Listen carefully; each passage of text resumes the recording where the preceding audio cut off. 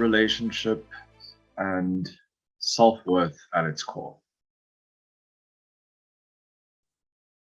I found that one of the most meaningful and impactful things that I could do in terms of my development is cater my social environment. The kinds of interactions that we have with different people influence us in some very subtle but powerful ways. When your environment is filled with people who tease you and makes jokes at your expense, it can get a bit old eventually. And it's against what is seen to be good to judge people. But you should. You should curate your social environment. You should make sure that the people around you are good for you. And as ironic as it might seem, considering we're talking about love and relationships, you must judge people in order to do that. Not purely for the sake of seeing who's better or worse, but because it's vital for the development of your self-esteem. Thank you very much, Madam Tabletop Toastmaster.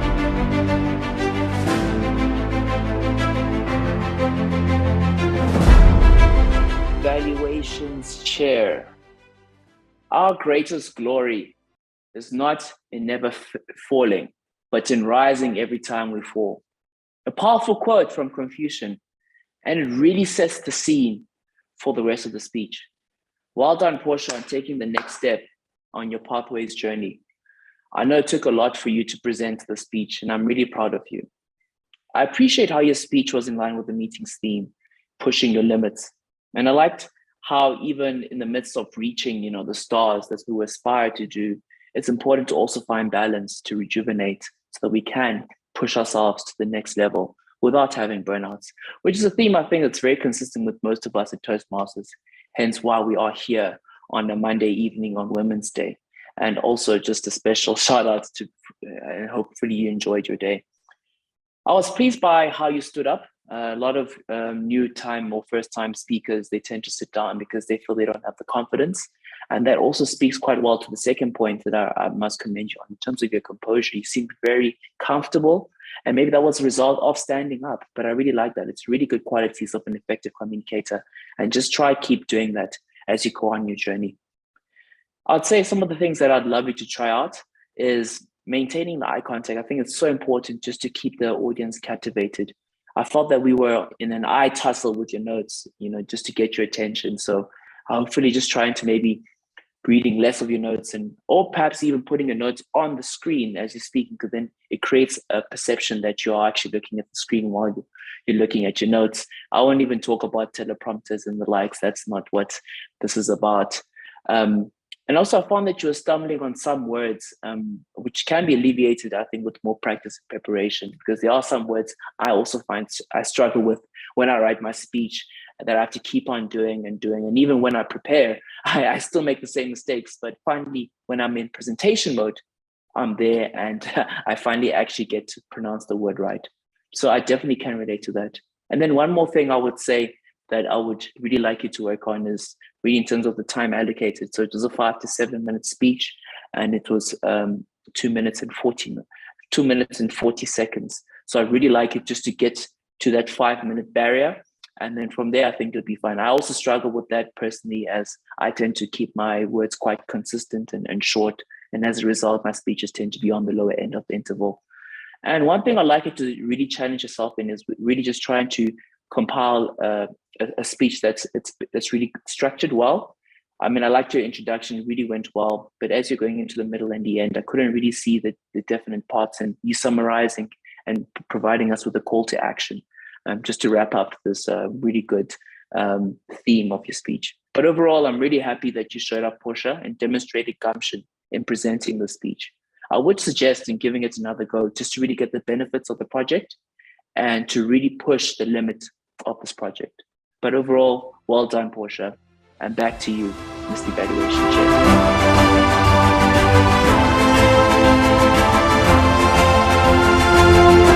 Of turbulence, the greatest danger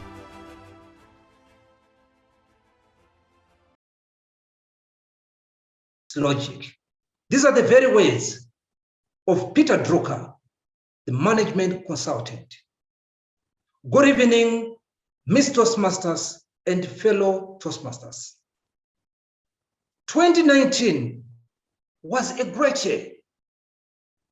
All the predictions was that the economy was actually going on an upward trend. Everyone was bullish. Remember, this was the time of what we call Ramaphoria, where there was a renewal and the new dispensation was coming in. Little did we know that something ahead of us was going to change the scope and the environment. Come 2020, COVID set in, and we had challenges that were facing us. I still remember I was talking to one of my clients. In the retail environment, they said, unfortunately, we are closing. Another one in the engineering environment again said, we are closing. We don't have any business. And the final nail in the coffin came one of my clients that had made so much business with them that was expecting to be paid. They said, unfortunately, we can't pay you. And we don't think we'll be even able to pay you going forward. I realized at that moment that indeed we were in a very turbulent times where there was massive retrenchments. Lockdown came in, and a lot of people were going through the environment that they've never experienced before. Come 2022, we were all expecting that, the COVID is past us, to say the least. The economy is now on an upward trajectory. Little did we know that there was going to be a war in Ukraine, Russia fighting Ukraine. And that had a ripple effect to the world economy. Fuel price going up, all the prices rising up. And here we are. Who would have thought that the price of fuel would be approaching towards 30 rands per liter? We are indeed in turbulent times. How would you react in this environment where you cannot predict the future, where it's turbulent? You have to think outside the box. You have to be innovative, so they say. But this is a new environment. No one experienced such environment before, because we tend to look at the history and use that history to chart the way forward. But where history does not inform us, we become paralyzed. We don't know what to do. And the turbulent times, they challenge us. It was none other than the leadership authority, Warren Bennis, who said that in terms of turbulence, there are 4 things that happens to us. And those things is called VUCA. That was popularized by the American Army. So what is VUCA? The VUCA that we are currently in. This is the VUCA world that we are currently in. In a volatile environment, uncertain, complex and ambiguous. We cannot predict the future. It becomes very uncertain. All the theories that we've got, this business as usual becomes difficult to predict. We live on a trial basis because there are multi-layered issues that we are facing. Like I'm saying at the moment with COVID, war in Ukraine. How can you prepare for this VUCA world in a certain world? There are three things that happens to us when we face a VUCA world. We can decide to panic and run, which is a flight mode. We can decide to freeze, choosing the line of least resistance and hoping that things by themselves, they'll change. We often say to ourselves, what will be, will be. If it's meant to be, it's going to be. Choosing that line of less resistance. Or we can fight. We can look for solutions. And in terms of volatility, in terms of turbulence, what you need is to change the paradigm. Because if you don't change, you perish. You need to adapt to the environment. Adapt. That's the key word for you. Because if you remain in the same space and hope that things will change, they will not change. In actual fact, you'll be swallowed by the situation. One animal that excites me is an eagle. You see, when an eagle sees a storm coming, it actually gets into the storm and it uses the storm to glide above the storm.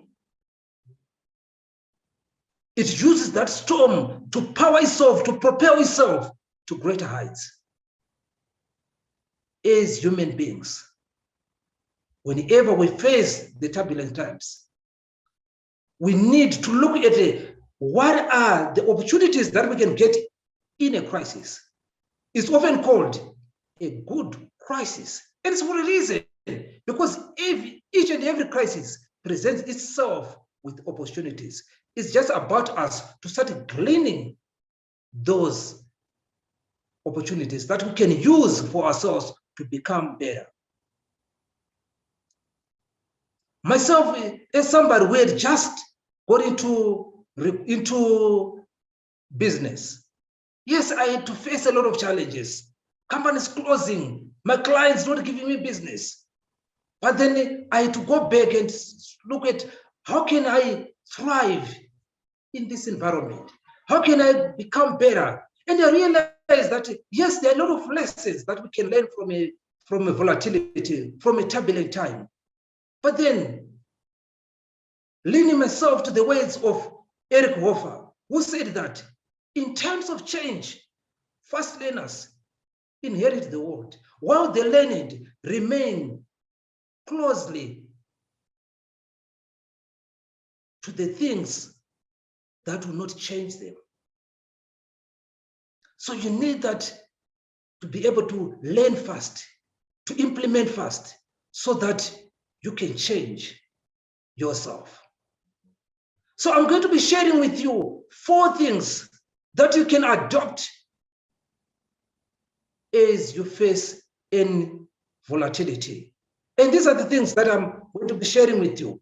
First of all, astute leadership. Astute leadership means somebody who is fearless, who is bold, who can look for those opportunities and run with those opportunities. As you can see from that picture, you see that that small guy is actually leading a head of cattle. He's not afraid of the cattle. And the same thing that you have to adopt. Don't be afraid of the turbulent times. Be willing to lead. Be willing to be shrewd and tactical in the way you apply yourself.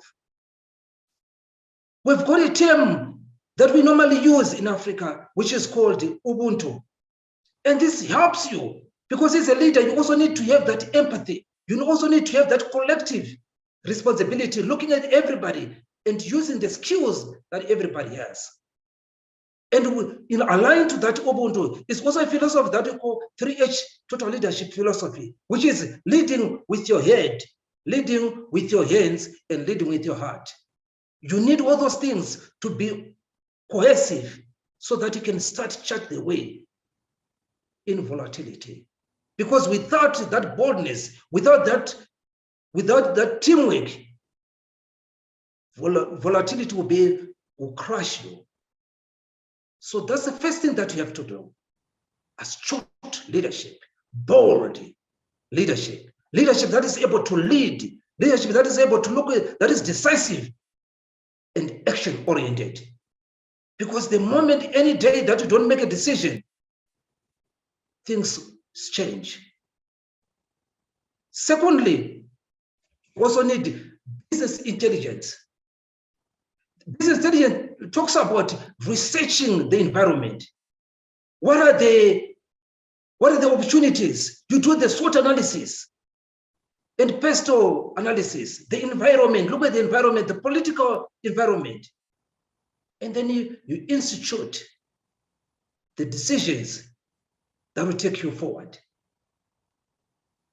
We all know that at the moment we are facing fourth industrial revolution.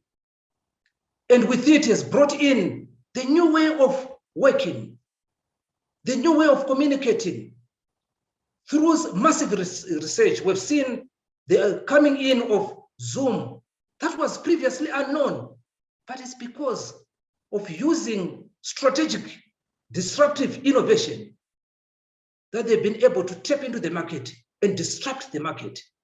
At the moment, we are enjoying and we are hosting ourselves through Zoom because of being able to be on the cutting edge of technology. So research is very critical. Understanding how all pieces fit together, understanding the business architecture and the strategy that you can use as a business to take yourself forward. Thirdly, position yourself as an expert. Experts in any environment, they are eccentric. They are required in every environment. Are you the best person in your industry? In my situation, because of that volatility, I had to reposition myself and look at myself and say, what is the value proposition? What is the unique selling proposition that I give into the market? And I distinguished myself and had to niche myself as somebody who provides IT and engineering recruitment. Why so? Because these are scarce skills in the market.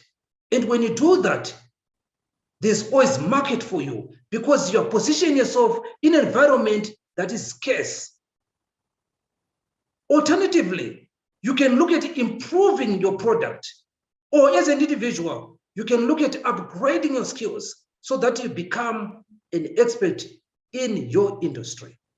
Because if you're not an expert in the industry, it will be very difficult for you to distinguish yourself from the other providers of the same services. So position yourself as an expert helps you to unlock the market and be on the top end of the market. You always be eccentric and you also be a requirement in the industry. Lastly, but not least, this issue that's called social capital. And when I talk about social capital, I always say, it's not what you know, but who you know.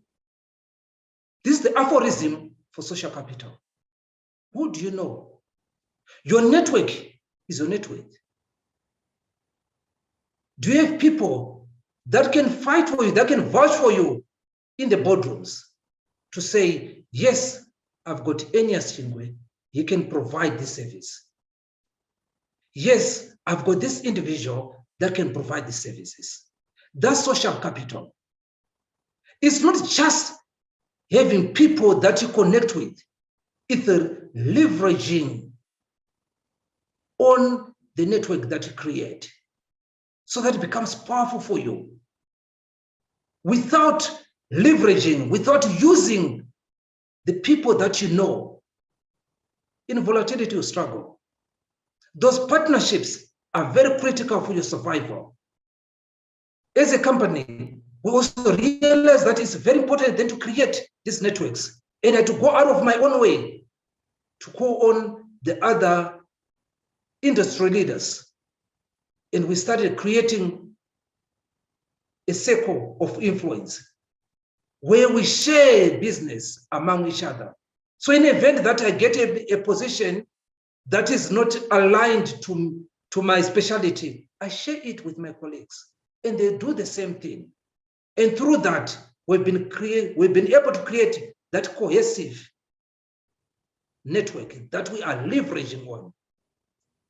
You are not an island.